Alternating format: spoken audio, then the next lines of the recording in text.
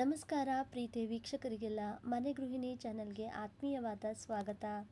ಇದ್ಯಾವುದೋ ಒಂದು ಸಾಮಾನ್ಯ ರೆಸಿಪಿ ಅಲ್ಲ, ನಿಮ್ಮ ಆರೋಗ್ಯದ ಖಜಾನೆಯ ಕೀಲಿಕೈ ಅಂತಾನೆ ಹೇಳ್ಬೋದು. ಈ ಬೇಸಿಗೆ ದಿನಗಳಲ್ಲಿ ದೇಹದ ಶಕ್ತಿ ಕಡಿಮೆಯಾಗಿ ಬೇಗ ಆಯಾಸ, ಸುಸ್ತು, ದಣಿವು ಕಾಡ್ತಾ ಇರುತ್ತೆ ಎಲ್ಲರಲ್ಲೂ. ಇವತ್ತಿನ ಈ ರೆಸಿಪಿಯಲ್ಲಿ ಬಳಸುವಂಥ ಪದಾರ್ಥಗಳು ನಮ್ಮ ದೇಹಕ್ಕೆ ಹಲವು ರೀತಿಯ ಪೋಷಕಾಂಶಗಳನ್ನು ಒದಗಿಸುತ್ತೆ. ಇಮ್ಯುನಿಟಿ, ಕ್ಯಾಲ್ಸಿಯಂ ಮತ್ತು ಮೂಳೆಗಳ ಆರೋಗ್ಯಕ್ಕೆ ತುಂಬಾ ಒಳ್ಳೆಯದು. ಇಲ್ಲಿ ಸ್ಟವ್ನ ಆನ್ ಮಾಡಿ ಒಂದು ಪಾತ್ರೆಗೆ 2 ಬಟ್ಲಾಗುವಷ್ಟು ಮಖಾನ ಸೇರಿಸ್ತಾ ಇದ್ದೀನಿ. ಇದನ್ನು ಫಾಕ್ಸ್ ನಟ್ಸ್ ಅಂತ ಅಥವಾ ಲೋಟಸ್ ಸೀಡ್ಸ್ ಅಂತಾನೂ ಕೂಡ ಇಂಗ್ಲೀಷಲ್ಲಿ ಹೇಳ್ತಾರೆ. ಇಲ್ಲಿ ಎಣ್ಣೆ ತುಪ್ಪ ಇಲ್ಲದೆ ಹಾಗೇನೆ ಇದನ್ನು ಮೀಡಿಯಂ ಟು ಲೋ ಫ್ಲೇಮ್ನಲ್ಲಿ ಹದವಾಗಿ ಗರಿ ಆಗೋವರೆಗೂ ಹುರಿದು ತಗೊಳ್ಬೇಕಾಗುತ್ತೆ. ಮಖಾನ ಅಂದರೆ ಇದು ತಾವರೆ ಬೀಜದಿಂದ ಮಾಡಿರ್ತಕ್ಕಂಥ ಒಂದು ಪೌಷ್ಟಿಕವಾದಂತಹ ಆಹಾರ. ಕಡಿಮೆ ಕ್ಯಾಲೋರಿ, ಹೆಚ್ಚು ಫೈಬರ್ ಅಂಶ ಇರೋದ್ರಿಂದ ಬೇಗ ಹೊಟ್ಟೆ ತುಂಬಿದ ಅನುಭವವಾಗುತ್ತೆ. ಜೀರ್ಣಕ್ರಿಯೆಗೂ ಕೂಡ ಇದು ಸಹಾಯ ಮಾಡುತ್ತೆ. ಕ್ಯಾಲ್ಸಿಯಂ ಹೆಚ್ಚಾಗಿರೋದ್ರಿಂದ ಮೂಳೆಗಳ ಆರೋಗ್ಯಕ್ಕೂ ಕೂಡ ಒಳ್ಳೆಯದು. ಅದೇ ರೀತಿ ಬಾದಾಮಿಯಂತೆ ಮಖಾನ್ ಕೂಡ ನಮ್ಮ ಮೆದುಳಿನ ಶಕ್ತಿಯನ್ನು ಹೆಚ್ಚಿಸೋದಕ್ಕೆ ಸಹಾಯ ಮಾಡುತ್ತೆ.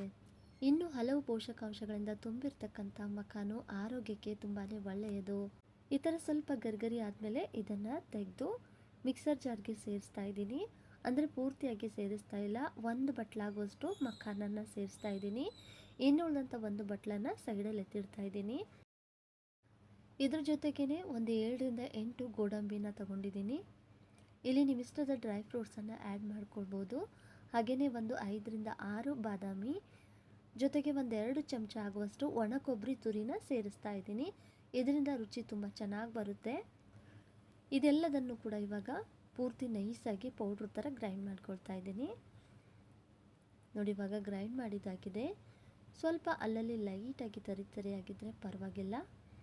ಈ ಥರ ಪೌಡ್ರ್ ಮಾಡಿಬಿಟ್ಟು ನೀವು ಒಂದು ಏರ್ ಟೈಟ್ ಕಂಟೈನರ್ನಲ್ಲಿ ಹಾಕಿಟ್ಟು ಸ್ಟೋರ್ ಮಾಡಿ ಬೆಳಗ್ಗೆ ಹಾಲಿನ ಜೊತೆಗೆ ಕುದಿಸ್ಕೊಂಡು ಕುಡಿಯೋದ್ರಿಂದ ಆರೋಗ್ಯಕ್ಕೂ ಕೂಡ ಒಳ್ಳೆಯದು. ಒಣ ಕೊಬ್ಬರಿನ ನೀವು ಬೇಕಾದರೆ ಸ್ಕಿಪ್ ಮಾಡ್ಬೋದು. ಇಲ್ಲಿ ಸ್ಟವ್ನ ಆನ್ ಮಾಡಿ ಒಂದು ಪಾತ್ರೆಗೆ 3.5 ಬಟ್ಲಾಗುವಷ್ಟು ಕಾಯಿಸಿ ಆರಿಸಿರ್ತಕ್ಕಂಥ ಲೋ ಫ್ಯಾಟ್ ಇರ್ತಕ್ಕಂಥ ಹಾಲನ್ನು ಸೇರಿಸ್ತಾ ಇದ್ದೀನಿ. ಮತ್ತು ಈ ಹಾಲನ್ನು ನಾವು ಜಾಸ್ತಿ ಹೊತ್ತು ಕುದಿಸಿ ಕಡಿಮೆ ಮಾಡ್ಕೊಳ್ಬೇಕು, ಅಂದರೆ ಗಟ್ಟಿ ಮಾಡಬೇಕು ಅಂತೇನಿಲ್ಲ. ಜಸ್ಟ್ ಹಾಲು ಇವಾಗ ಬಿಸಿಯಾಗಿ ಚೆನ್ನಾಗಿ ಅದು ಕುದಿ ಬರ್ತಾ ಇದೆ. 1 ನಿಮಿಷ ಹಾಲನ್ನು ಈ ಥರ ಕುದಿಸಿದ್ರೆ ಸಾಕು. ನಂತರ ಇದಕ್ಕೆ ಮುಂಚೆನೇ ಪುಡಿ ಮಾಡಿಟ್ಟಂತಹ ಮಖಾನ್ ಪೌಡ್ರನ್ನು ಸೇರಿಸಿ ಯಾವುದೇ ಥರದ ಗಂಟುಗಳು ಆಗದೇ ಇರೋ ರೀತಿಯಲ್ಲಿ ಚೆನ್ನಾಗಿ ಇದನ್ನು ಮಿಕ್ಸ್ ಮಾಡ್ಕೊಳ್ಬೇಕು. ಇಲ್ಲಿ ಸ್ಪೂನಿಂದ ಮಿಕ್ಸ್ ಮಾಡ್ಕೊಳ್ಳೋಕೆ ಹೋದರೆ ಸ್ವಲ್ಪ ಗಂಟುಗಳಾಗೋ ಚಾನ್ಸಸ್ ಇರುತ್ತೆ. ಬೇಗನೆ ನಾವು ಇದನ್ನು ತಿರುವಾಡಬೇಕಾಗುತ್ತೆ. ಹಾಗಾಗಿ ಬೀಟರ್ನ ಸಹಾಯದಿಂದ ನಾವು ಚೆನ್ನಾಗಿ ಇದನ್ನು ಮಿಕ್ಸ್ ಮಾಡಿಕೊಂಡ್ರೆ ಸ್ವಲ್ಪ ಕೂಡ ಗಂಟುಗಳಾಗುತ್ತೆ ಅನ್ನೋ ಚಾನ್ಸ್ ಇರೋದಿಲ್ಲ. ಒಂದು ವೇಳೆ ಈ ಥರ ಮಾಡೋಕ್ಕೆ ಕಷ್ಟ ಅನ್ನೋದಾದರೆ ಮುಂಚೆನೇ ನಾವು ಏನು ಹಾಲು ತಣ್ಣಗಿರುತ್ತಲ್ವ ಆವಾಗಲೇ ಈ ಪೌಡ್ರನ್ನು ಸೇರಿಸಿ ಮಿಕ್ಸ್ ಮಾಡ್ಕೊಂಡಾದಮೇಲೆ ಸ್ಟವ್ನ ಆನ್ ಮಾಡಿ ಹಾಲನ್ನು ಕುದಿಸ್ಕೊಳ್ಬೋದು. ನೋಡಿ, ಇವಾಗ ಚೆನ್ನಾಗಿ ಮಿಕ್ಸ್ ಮಾಡ್ಕೊಂಡಿದ್ದಾಗಿದೆ. ಇವಾಗ ಇದನ್ನು 1-2 ನಿಮಿಷ ಚೆನ್ನಾಗಿ ಕುದಿಸ್ಕೊಂಡು ತಗೊಳ್ಬೇಕಾಗುತ್ತೆ.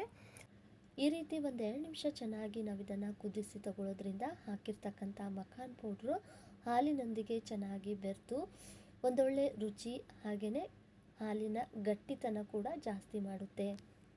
ಇವತ್ತಿನ ರೆಸಿಪಿಗೆ 2 ಮುಖ್ಯ ಪದಾರ್ಥಗಳಂದರೆ ಒಂದು ಮಖಾನು, ಹಾಗೆಯೇ ಇನ್ನೊಂದು ಮುಖ್ಯ ಪದಾರ್ಥ ಯಾವುದಪ್ಪ ಅಂದರೆ ಚಿಯಾ ಸೀಡ್ಸು.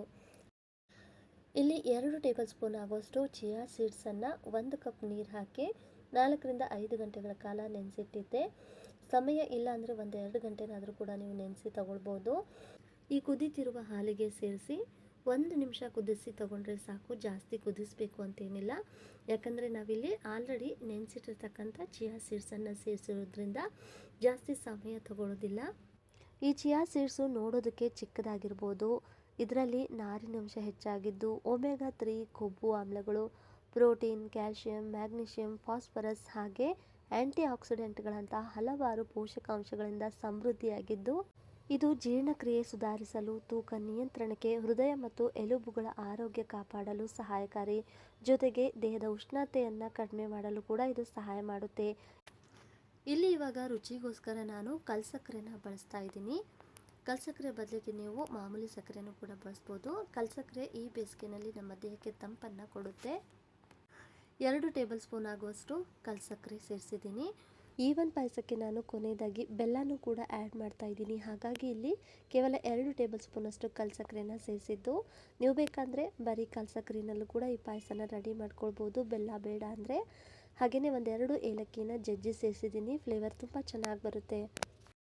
ನೋಡಿ, 1 ನಿಮಿಷ ಚೆನ್ನಾಗಿ ಕುದಿಸಿದಾದ್ಮೇಲೆ ಕೊನೆಯದಾಗಿ ಈ ಮಖಾನನ ಸೇರಿಸ್ತಾ ಇದ್ದೀನಿ. ಏನು ತೆಗೆದಿಟ್ಟಿದ್ನಲ್ವ 1 ಬಟ್ಲಾಗುವಷ್ಟು, ಅದನ್ನು ಕೊನೆಯದಾಗಿ ಸೇರಿಸಿ ಸ್ವಲ್ಪ ಒಂದು ಕುದಿ ಬರೋವರೆಗೂ ಇದನ್ನು ಚೆನ್ನಾಗಿ ಕುದಿಸಿ ಸ್ಟವ್ನ ಆಫ್ ಮಾಡಿ ಇದ್ರ ಬಿಸಿ ಸ್ವಲ್ಪ ಕಡಿಮೆ ಆಗೋವರೆಗೂ ಸೈಡಲ್ಲಿ ಎತ್ತಿಡ್ತಾ ಇದ್ದೀನಿ. ನೋಡಿ ಕನ್ಸಿಸ್ಟೆನ್ಸಿ ಯಾವ ಥರ ಇದೆ ಅಂತ, ಪರ್ಫೆಕ್ಟ್ ಆಗಿದೆ. ಆದರೆ ಇದಕ್ಕೆ ರುಚಿ ಸ್ವಲ್ಪ ಕಡಿಮೆ ಇದೆ, ಹಾಗಾಗಿ ನಾನಿಲ್ಲಿ ಬೆಲ್ಲನೂ ಕೂಡ ಸೇರಿಸಿ ತೋರಿಸ್ತಾ ಇದ್ದೀನಿ. ಇಲ್ಲಿ ಸ್ಟವ್ನ ಆನ್ ಮಾಡಿ 2 ಟೇಬಲ್ ಸ್ಪೂನ್ ಆಗುವಷ್ಟು ಪುಡಿ ಬೆಲ್ಲನ ಸೇರಿಸಿದ್ದೀನಿ. ಅದಕ್ಕೆ ಸ್ವಲ್ಪ ನೀರು ಹಾಕಿ ಸ್ಟವ್ನ ಆನ್ ಮಾಡಿ ಬೆಲ್ಲನ ಕರಗಿಸಿ ತಗೊಳ್ತಾ ಇದ್ದೀನಿ. ಇಲ್ಲಿ ಪಾಕ ಮಾಡಬೇಕು ಅಂತೇನಿಲ್ಲ, ಅಂದರೆ ಬೆಲ್ಲನ ನಾವು ಸ್ವಲ್ಪ ಹೊತ್ತು ನೊರೆ ಬರೋವರೆಗೂ ಇದನ್ನು ಕಾಯಿಸಿ ತಗೊಳ್ಬೇಕು.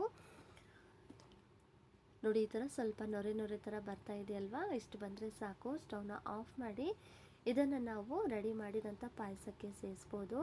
ಈ ರೀತಿ ಮಾಡೋದ್ರಿಂದ ಪಾಯಸದ ಕಲರು ಒಂದು ಸ್ವಲ್ಪ ಚೆನ್ನಾಗಿ ಬರುತ್ತೆ ಅನ್ನೋದಕ್ಕೆ. ನೋಡಿ, ಬೆಲ್ಲನ ನೀವು ಈ ರೀತಿ ಕೂಡ ಸೇರಿಸ್ಕೊಳ್ಬೋದು, ಇಲ್ಲಾಂದರೆ ಸಿಂಪಲ್ಲಾಗಿ ಪುಡಿ ಬೆಲ್ಲನೇ ಡೈರೆಕ್ಟಾಗಿ ನೀವು ಪಾಯಸಕ್ಕೆ ಸೇರಿಸಿ ಕುಡಿಬೋದು. ಇದಿವಾಗ ಆಲ್ಮೋಸ್ಟ್ ರೆಡಿಯಾಗಿದೆ. ಸ್ಟವ್ನ ಆಫ್ ಮಾಡ್ತಾ ಇದ್ದೀನಿ. ನೋಡ್ತಾ ಇದ್ರಲ್ಲ ಯಾವ ಥರ ರೆಡಿಯಾಗಿದೆ ಅಂತ. ಇವಾಗಿಲ್ಲಿ ಮಖಾನು ಚಿಯಾ ಸೀಡ್ಸಿನ ಪಾಯಸಕ್ಕೆ ಸೇರಿಸ್ತಾ ಇದ್ದೀನಿ. ನೋಡಿ, ಈ ಥರ ಬೆಲ್ಲನೂ ಕೂಡ ನೀವು ಸೇರಿಸಿ ರೆಡಿ ಮಾಡ್ಕೊಳ್ಬೋದು, ಇಲ್ಲ ಬರೀ ಕಲ್ ಸಕ್ಕರೆನಲ್ಲೂ ಕೂಡ ಈ ಒಂದು ಪಾಯಸನ ರೆಡಿ ಮಾಡ್ಕೊಳ್ಬೋದು.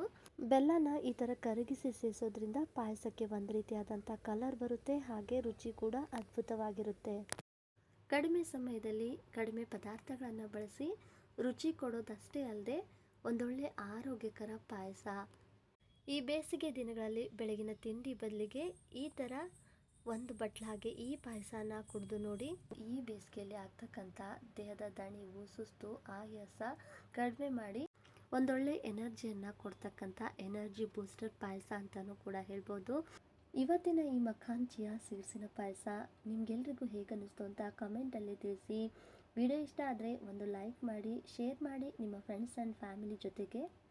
ಹಾಗೆಯೇ ಮನೆ ಗೃಹಿಣಿ ಚಾನಲ್ನು ಕೂಡ ಸಬ್ಸ್ಕ್ರೈಬ್ ಮಾಡಿಕೊಂಡು ಸಪೋರ್ಟ್ ಮಾಡಿ ಅಂತ ಹೇಳ್ತಾ ಈ ರೆಸಿಪಿ ನೋಡಿದಂಥ ಎಲ್ಲರಿಗೂ ಧನ್ಯವಾದಗಳು.